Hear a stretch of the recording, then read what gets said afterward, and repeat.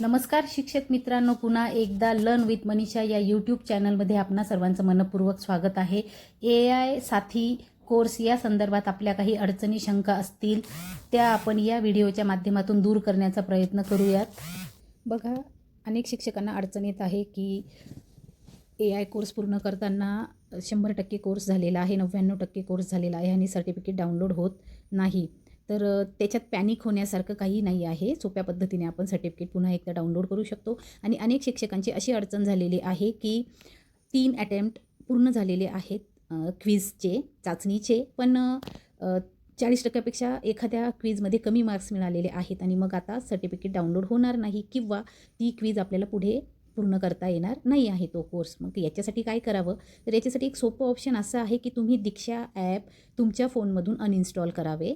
त्यानंतर दीक्षा course app पण uninstall करा, पुन्हा नवीन इन्स्टॉल करावे आणि नवीन इन्स्टॉल केल्यानंतर तुम्ही जो प्रोफाईल आहे तर तो प्रोफाईल 100% पूर्ण करा, ज्याच्यामध्ये तुम्ही दुसऱ्याचा लॉगिन करताना दुसऱ्याचा फोन नंबर टाका. दुसऱ्याचा म्हणजे तुमचा जर दुसरा फोन नंबर असेल तर तो टाकू शकतात किंवा तुमच्या घरातल्या कोणाचाही फोन नंबर आणि मोबाईल नंबर टाकायचा आहे. मात्र नाव तुमचं टाका आणि बाकीची माहितीसुद्धा तुमची भरा.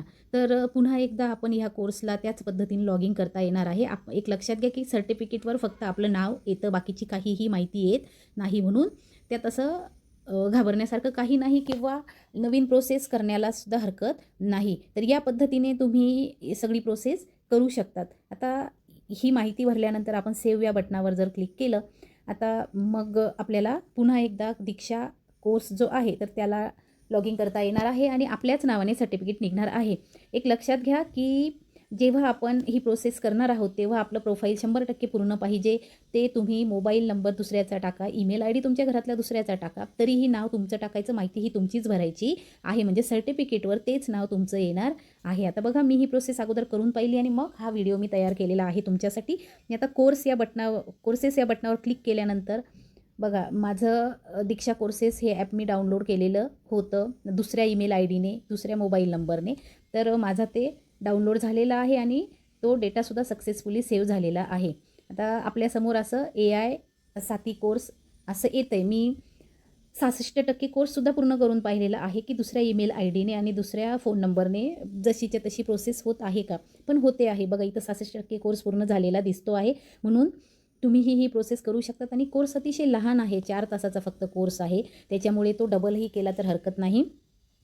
हे बघा, मी दुसऱ्या ईमेल IDने आणि दुसऱ्या फोन नंबरने हा कोर्स पूर्ण केलेला आहे आणि हे बघा, परिचय एक पूर्ण केलेला आहे, क्विजसुद्धा सोडवलेली आहे. तर ह्या पद्धतीने तुम्ही अतिशय सोप्या वेने जाऊन तुम्ही तुमचा कोर्स नवीन पूर्ण करू शकतात. पूर्ण सगळे कोर्स हे मॉड्यूल पूर्ण केले की अंतिम मूल्यांकन होऊ शकतं. पण आता यानंतर की काळजी एक घ्यायची की फर्स्ट अटेम्प्ट आपण जेव्हा फर्स्ट अटेम्प्ट क्विज ऑन करतो तर त्यानंतर आपल्याला फर्स्ट अटेम्प्टनंतर आपल्याला स्कोर बघायला मिळतो, फायनल स्कोर. आणि फायनल स्कोर जेव्हा आपण बघतो तर तेव्हा आपल्याला तिथं उत्तरंही दिसतात. तर जेव्हा तुम्ही तिथे उत्तरं बघून घेणार पहिल्या वेळेला, तर दुसऱ्या वेळी जेव्हा तुम्ही क्विज सोडवणार तेव्हा तुम्हाला ती उत्तरं लक्षात ठेवायची आहेत आणि ती नंतरच्या सेकंड अटेम्प्टला और थर्ड अटेम्प्टला ते तुम्हाला बरोबर सोडवायचे आहेत. किमान तुम्हाला 50% गुण हवे, हे लक्षात ठेवायचं आहे. आता इथं क्विजचं आपण जेव्हा रिअटेम्प्ट केल्यानंतर आपल्याला काय करायचं आहे की ती उत्तरं बरोबर सोडवायची आहेत. ती उत्तरं लक्षात ठेवायची आहेत. हवं तर आपण एका कागदावर ती उत्तरं लिहून ठेवू शकतो. त्या पद्धतीने आपले सेकंड अटेम्प्ट आणि थर्ड अटेम्प्टमध्ये आपले उत्तरं 100% बरोबर येतील किंवा 50%पेक्षा निश्चितच बरोबर येतील. आता बघू शकतात आपण इथं रिअटेम्प्ट असं आपल्याला हे ऑप्शन दिसतं आहे. आता त्याच्यावर क्लिक केल्यानंतर आपल्याला पुन्हा ती उत्तरं किंवा पुन्हा ती परीक्षा आपल्याला देता येणार आहे. आता बघा, या टेस्टला मला 7 मार्क्स मिळालेले आहेत किंवा 70% मिळालेले आहेत असं आपण बघणार. मी आता रिव्ह्यू या बटनावर ज्यावेळी क्लिक करणार तर मला माझे चुकलेले कोणते उत्तरं आहेत. बघा, इथे टेस्टचा रिव्ह्यू आलेला आहे, तुम्ही बघू शकतात टेस्ट कधी पूर्ण झाली. आणि इथे बघा, सॅटरडे 25 जुलैला टेस्ट पूर्ण झालेली आहे आणि स्कोर किती आलेला आहे, 67%. हे आपल्या लक्षात येतं. आणि मार्क्स किती मिळाले आहेत की 3पैकी 2 मार्क्स मला मिळालेले आहेत, म्हणजे माझं एक उत्तर चुकलेलं आहे. आता बघूयात. पहिला प्रश्न जो आहे तो माझा बरोबर आहे, ग्रीन चौकटमध्ये आलेला आहे.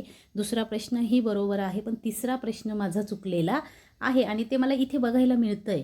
आता इथे बघा, इथे रेड मार्क आलेला आहे आणि करेक्ट उत्तर आहे स्मरण. करेक्ट उत्तर आहे स्मरण. आता बरोबर उत्तर, आता नेक्स्ट टाईम जेव्हा मी ही क्विज रिअटेम्प्ट करणार तर तेव्हा हा प्रश्न मी लक्षात ठेवणार आणि बाकीचेही प्रश्नांची उत्तरं काय दिले ते लक्षात ठेवणार. बरोबर त्या पद्धतीने मी तो स्कोर करणार. आता आपण जेव्हा बॅकला येणार, मी ती क्विज रिअटेम्प्ट बघा. आता आपण इथे रिअटेम्प्ट टेस्ट करूयात. अध्यापनात ब्लूम्स फ्रेमवर्कचा मुख्य उद्देश काय आहे? अध्ययन उद्दिष्टांचे वर्गीकरण. पुढचा प्रश्न, खालीलपैकी योग्य पर्याय निवडा.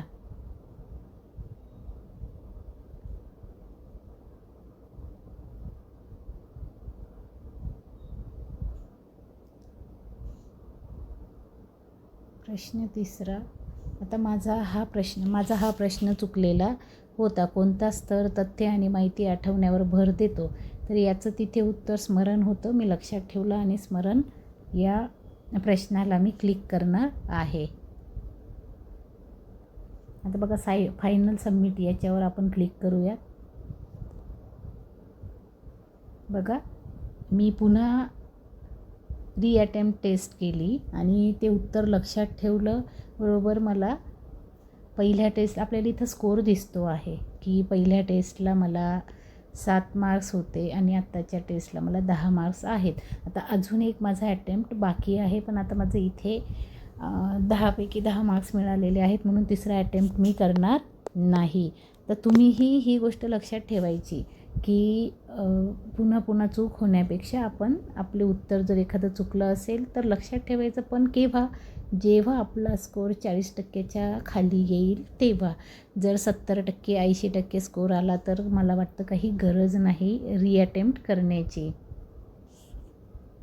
आता बघा, अनेक शिक्षकांना अशी पण अडचण येते की पटकन PDF वगैरे डाउनलोड होत नाही. ते कधी, जेव्हा सर्व्हरचा प्रॉब्लेम असतो तेव्हा PDF डाउनलोड होत नाही आणि आपल्याला खूप वेळ लागतो किंवा डाटा नॉट अव्हेलेबल असं आपल्याला ऑप्शन दिसायला लागतं. पण मग त्यावेळी काय करायचं की थोडा वेळ थांबून घ्यायचं आणि मग PDF पुन्हा लोड होण्याचा वेट करायचा. बरेचदा या ॲपवर लोड येतो कारण सगळे शिक्षक एका वेळी करत असतात त्याच्यामुळे. म्हणून मग PDF किंवा व्हिडिओ डाउनलोड होण्यासाठी खूप सारा वेळ लागतो. या पद्धतीने आपण आपला कोर्स अतिशय सोप्या सुटसुटीत वेळेने जाऊन आणि पूर्ण करू शकतो. विनाकारणच पॅनिक होऊन किंवा की लवकर झाला पाहिजे कोर्स असं करून होणार नाही. तर प्रत्येक गोष्टीसाठी मार्ग आहे. जर पटकन कोर्स ओपन होत नसेल, सर्टिफिकेट डाउनलोड होत नसेल तर समजावे की सर्व्हरचा प्रॉब्लेम आहे, ॲप जरा स्लो चालतं, कारण संपूर्ण महाराष्ट्रातून हा कोर्स सगळे शिक्षक करत असल्यामुळे आपल्याला हा वेळ लागतो. आता बघा, तुम्ही बघू शकतात की हा कोर्स आपल्याला 30 सप्टेंबरपर्यंत पूर्ण करायचा आहे. त्याच्यामुळे खूप घाई न करता हळूहळू हा कोर्स आपण या पद्धतीने पूर्ण करू शकतो. तरीही काही अडचण असतील, काही शंका असतील तर तुम्ही नक्कीच या चॅनलवर तुमच्या शंका कमेंट बॉक्समध्ये विचारा. आपण त्या दूर करण्याचा प्रयत्न करणार आहोत. धन्यवाद.